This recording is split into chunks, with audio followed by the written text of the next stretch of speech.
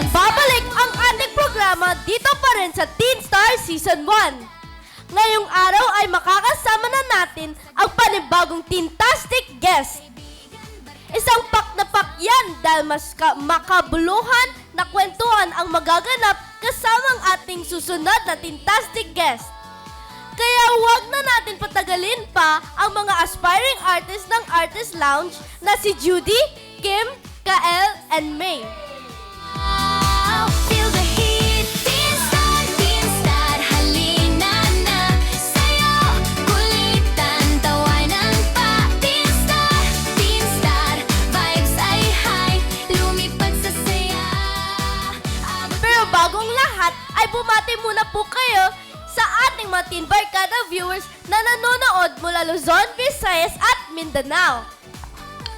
Magandang araw sa inyo mga ka-Teen Barkada! Hello mga ka-Teen Barkada from Luzon, Visayas, and Mindanao. Excited na kaming makisaya sa inyo. Hello from Luzon, Visayas, and Mindanao. Teen Barkadas, hello! Hello, Teen Barkada from Luzon, Visayas, Mindanao.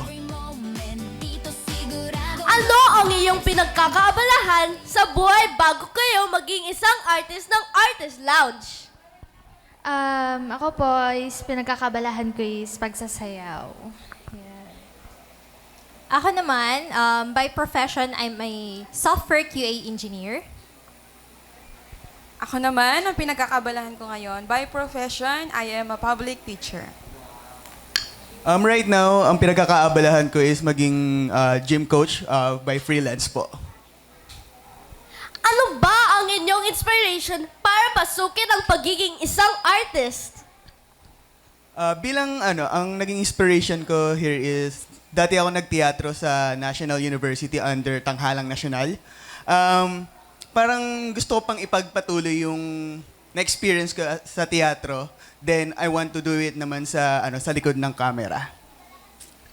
Ako naman, ang naging inspiration ko, I want to fulfill my childhood dream. So, isa to sa mga pangarap ko, maging artista talaga. For me, gusto ko lang ma-check if may talent ako sa acting. Kasi kaya kong sumayaw, kumanta, pero hindi ko sure if may talent ako sa acting. So, diniscover ko lang siya. Ako naman po is yung dream ko po and sa mama ko po. Ano naman ang inyong mga experience na pagdating sa pag-arte? Actually po ako, wala pa talaga akong experience. Pero nung pumunta po ako ng Artist Lounge, yun, nagkakaroon ako ng experience sa workshop namin. Yes, currently, kakatapos ko lang din mag-workshop under Artist Launch Multimedia. And me too. No, so I am a talent under Artist Lounge Multimedia Incorporation. So ang experiences namin ay nakapag-taping na din kami. And lumabas na rin kami sa Kuya Kim, sa 24 oras. And for me naman po sa experience ko, dati po akong membro ng Tanghalang Nasyonal from National University Manila. Then, nag-undergo po pa rin po ako ng master workshop sa Artist Lounge. Ano naman ang mga natutunan nyo as of now as an artist? Ako ang natutunan ko is realization sa sarili ko na marunong pala akong umacting talaga. So, natutunan kong makisalamuha din sa iba't ibang uri ng tao, iba't ibang level ng tao. And natutunan ko din na magkaroon pa ng self-growth, self-development. Ako naman po, natutunan ko is self-development or character development, yes. And kung paano maging matatag yung loob. Kasi ako po, soft-hearted talaga ako. And as for me naman po, as Ate May is more on growth development din. And as an artist kasi, you have to relate sa mga bagay-bagay na maaari mong magamit sa pag-arte. Tulad ng mga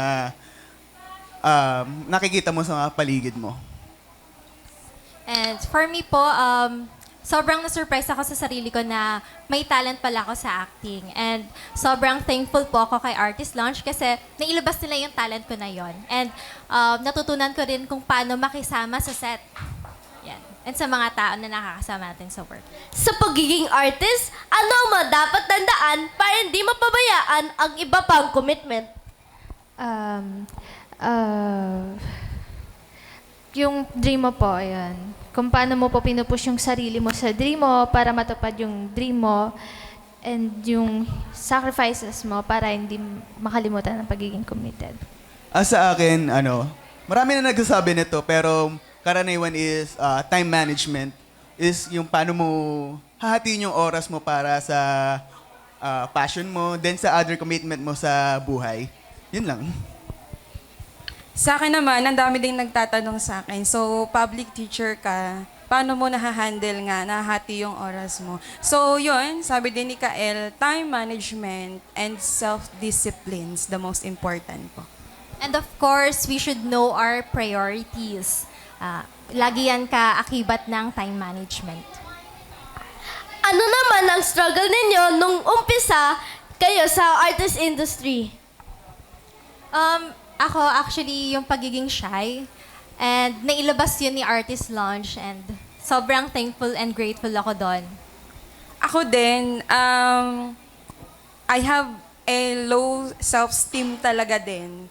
Then, nung napunta ako kay Artist Launch, dun ko na-boost yung confident ko dahil meron ding mga taong supportive din talaga dun sa ginagawa namin. Sa akin naman, meron akong self-doubt sa sarili ko na akala ko hindi ko kaya. Pero kaya ko pala nung after kong ma-experience yung pagteteatro. Ako naman is about self-confident. Mas na-boost ni Artist Launch yung self-confident ko. Ano naman ang inyong ginagawa para mas ma-enhance pa ang inyong pag-arte? Ako ang ginagawa ko, yung turo nga sa amin ng direct namin, na yung aral namin or yung lesson namin doon sa pagwo-workshop, dalhin namin sa bahay. So, tumitingin ako sa mirror, then nagpa-practice ako ng mga script or nanonood ng mga movies para ma-enhance yung acting skills ko. Ako naman, para mas ma-improve ko pa yung pag-aarte ko is, yun, katulad ng sinabi ni Ma'am May, nagpa-practice ako sa mirror. And then yung mga natututunan ko sa workshop, syempre, nire-recall ko siya sa bahay.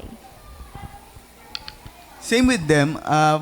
Syempre, hindi lang naman sa workshop na tayo natututo eh. Meron naman meron tayong tinatawag na self-study kasi hindi rin naman na tawag dito, yung pag-aaral is endless. Yes, during workshop, nagte-take notes kami and ina-apply namin yon after the activities. And then, hindi lang hanggang doon natatapos yon, hanggang sa bahay. Pina-practice po namin yon. Ano naman ang mga role ninyong pinangarap? Ako is maging actress. Yan. Ako, feeling ko gusto ko naman maging kontrabida. Same with me, Kim. Gusto ko rin maging kontrabida. Gusto ko ma-experience yun. Ako siguro is comedy or rom-com. Pero hindi naman pwede natin masusubukan ang kanilang galing sa pag-arte sa pagbabalik yan ng iyong programang Kayo ang Star ang Teen Star Season 1!